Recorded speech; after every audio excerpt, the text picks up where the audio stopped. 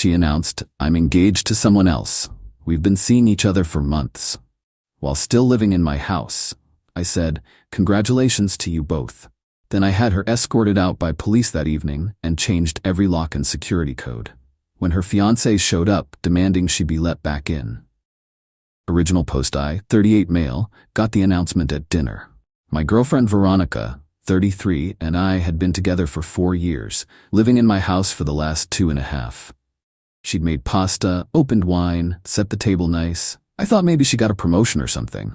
Instead, she put her hand on the table, sporting a diamond ring I'd never seen before. "I have something to tell you," she said, smiling. Actually smiling. "I'm engaged to Bradley. We've been seeing each other for months and he proposed yesterday." I put down my fork, stared at her, at the ring, back at her. "You're engaged to someone else while living in my house?" "Yes. Isn't it exciting? I wanted you to be the first to know." The audacity was so stunning I actually laughed. "Veronica, are you having a mental breakdown?" "What? No, I'm in love. Bradley's amazing, he's everything I've wanted." "And you're telling me this, why exactly?" She looked confused. "Because we live together? Obviously things will change now, but I figured we could work out a transition plan. Maybe I could stay another month or 2 while Brad and I find a place." I stood up, walked to the cabinet, poured myself a scotch, took a sip, then turned back to her. "Congratulations to you both." "Really? Oh, thank you. I was worried you'd be upset. Veronica, pack your things." "What?" "Pack your things. You have 2 hours." Her face changed. "You can't be serious. I live here." "No, you lived here. Past tense. You just announced you're engaged to another man. We're done. You're leaving. At tonight." "That's illegal. I'm a tenant. You need to give me 30 days notice." "You're not a tenant. You're a guest. Never paid rent. Never signed anything. Not on any bills. You're my ex-girlfriend who I'm asking to leave my property. This is emotional abuse. You're throwing me out with nowhere to go. Call Brad. I'm sure your fiancé has a place for you." She pulled out her phone, started recording. "This is harassment. I'm documenting this." I pulled out my phone too, called 911. "Yes, I need assistance removing someone from my property. My now ex-girlfriend just announced she's engaged to another man and refuses to leave. Yes, I own the house. No, she's not on any lease or deed. Thank you." Veronica's jaw dropped. "You called the cops? You have 1 hour and 55 minutes. Update 1. That night, the cops arrived in 20 minutes. 2 officers, very professional. I showed them my deed, my ID, explained the situation. They looked at Veronica with barely hidden disbelief. "Ma'am, is it true you just announced your engagement to another man while living here?" "That's not illegal." "No, ma'am, but if you're not a legal tenant and the homeowner wants you to leave." "I've lived here for years. I have rights." "Do you have a lease agreement?" "No, but do you receive mail here?" "Yes." "That doesn't establish tenancy without other factors. Do you pay rent?" "I contribute." I pulled up my banking app. "That, officer? Here's my mortgage payments, all from my account. Utilities, all in my name, paid by me. She's never paid a dime." The younger cop looked at Veronica. "Ma'am, you announced you're marrying someone else. Why would you want to stay here?" "I need time to figure things out." The older cop sighed.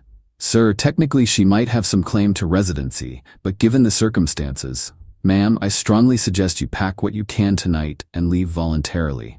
Otherwise, this becomes a legal matter." Veronica started crying. Not sad tears, angry tears. "This is so unfair." "Ma'am," the younger cop said, "you told this man you're engaged to someone else. What did you expect?" She called Bradley while packing. I heard her shrieking from the bedroom. Apparently, Brad lived with 3 roommates and couldn't have her over tonight. She packed 2 suitcases and 4 garbage bags of stuff, all while live streaming on Instagram, narrating how I was kicking her out for finding love. As she was leaving, she turned to me. "I'll be back for the rest of my things. Text me when. I'll have them in the driveway."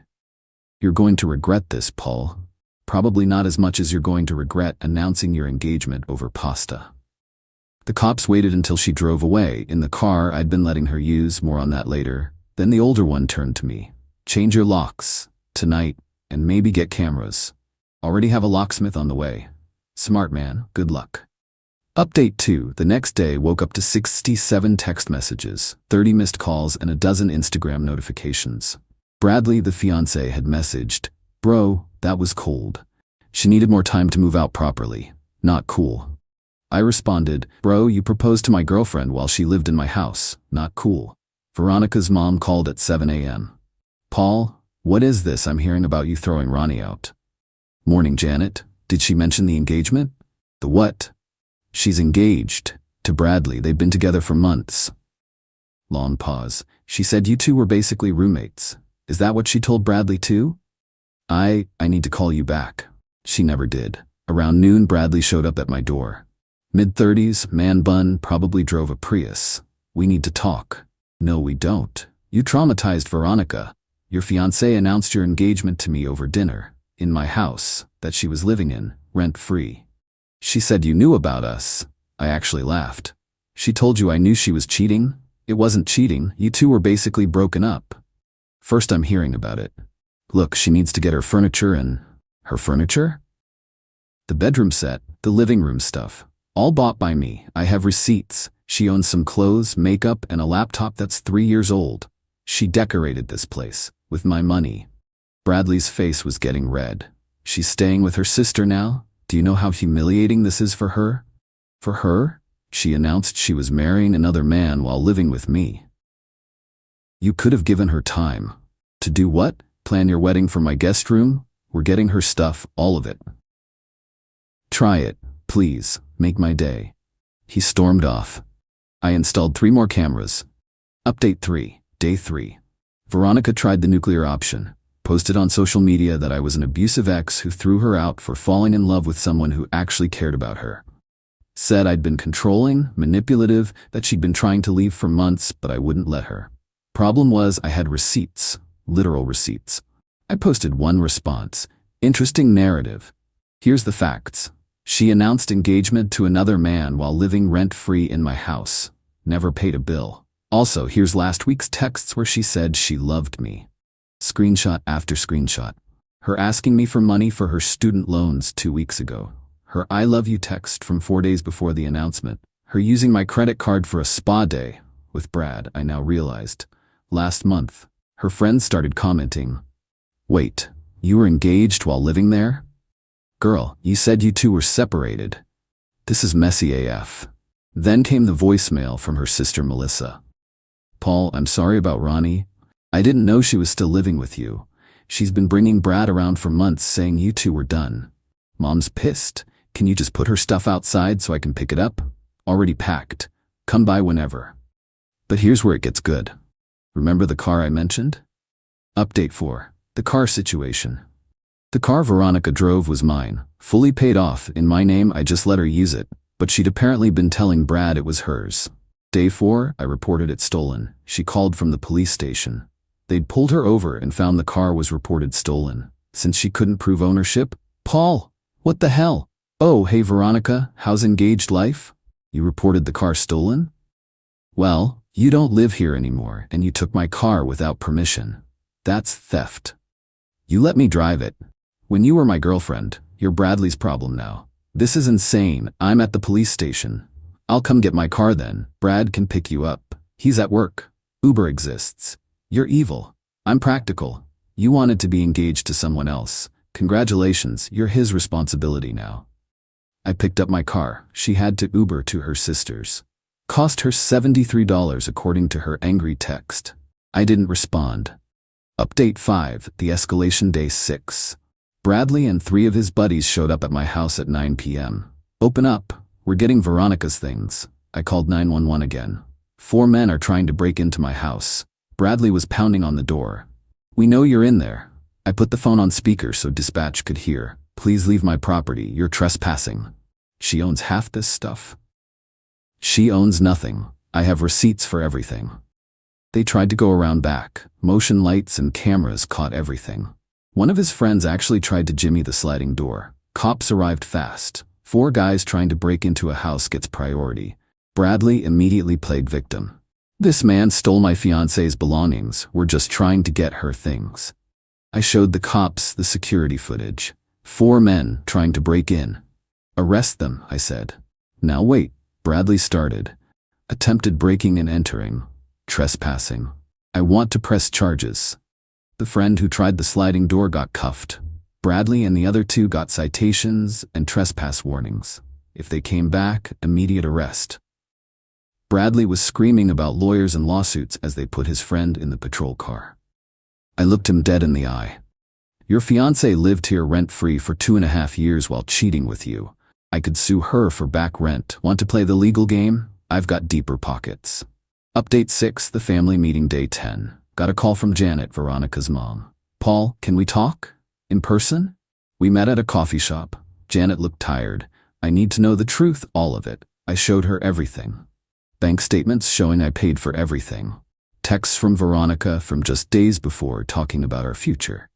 The dinner receipt from the night before she announced her engagement. She'd insisted on going to an expensive place. Now I knew why. She was celebrating with my money. Janet's face just got more and more grim. She told us you two had been separated for 6 months, that you were basically roommates, that she was scared to leave because you were unstable. I'm a project manager at an engineering firm. I own my house. I've never even raised my voice at her. I know. I know. She's always been like this. Her father and we enabled it. When she was younger, she dated 2 boys at once and convinced each the other was just a friend. We should have done something then. She's 33, Janet. I know. Bradley's been to family dinners for months. She said you were never available, always working. We thought you were the problem. I was working, paying for her lifestyle. Janet pushed an envelope across the table. This is $5,000. It's not much, but it's something for what she took from you. Janet, I can't. Please, take it. Consider it an apology from her father and me. We raised this. We need to own some of it. I took the envelope. Thank you. Bradley's already having second thoughts, you know. Now that she's living with Melissa, asking him for money constantly, he's seeing what you dealt with. Not my problem anymore. No, it's not. I'm sorry, Paul. You deserved better. Update 7, the implosion week 3. Melissa, Veronica's sister, texted me. Can we talk? Without Ronnie knowing? We had a phone call. She's driving me insane. She won't get a job, won't help around the house, just sits on Instagram all day talking about her trauma and wedding planning. Bradley's only been over twice. She keeps asking him for money and he's getting weird about it. Again, not my problem. I know. How did you do it for so long? I loved her, or thought I did. Love makes you stupid. She's been telling people you two had an open relationship. What? Yeah, that you knew about Bradley the whole time and were fine with it until you got jealous. That's a new one. Paul?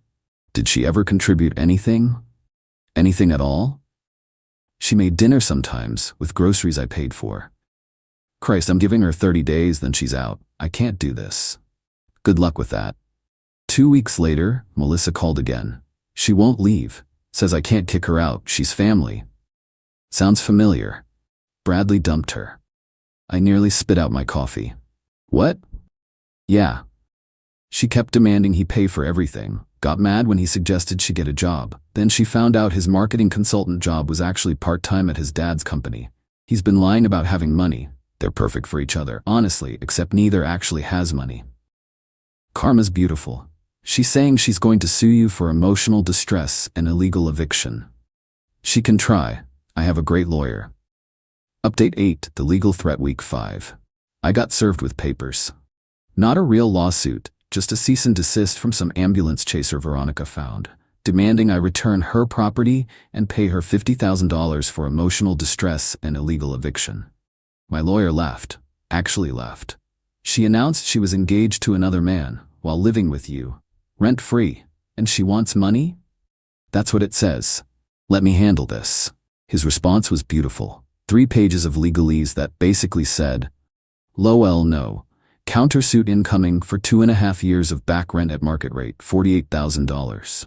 Veronica's lawyer dropped her immediately. She tried to represent herself. Filed something with the court that was 17 pages of rambling about emotional terrorism and love discrimination. The judge threw it out in less than 5 minutes. But the best part? She had to list her address for the court documents. She'd moved in with Bradley after he took her back. His roommate's address was now public record. Update 9. The final card week 7. Bradley called me. I need your help. That's hilarious. Please. She won't leave. She's not on our lease, but she won't go. She's threatening to say I assaulted her if we try to make her leave. And you want my help? Why? You got her out in one night. Yeah, by calling the cops immediately and having security footage. Can you talk to her? Tell her to leave? Brad, my man, you proposed to another man's girlfriend while she was living with him. You made this bed. I didn't know. She said you two were done. And you believed her? While she still lived with me? I'm an idiot. Yes you are. Please, I'm begging you.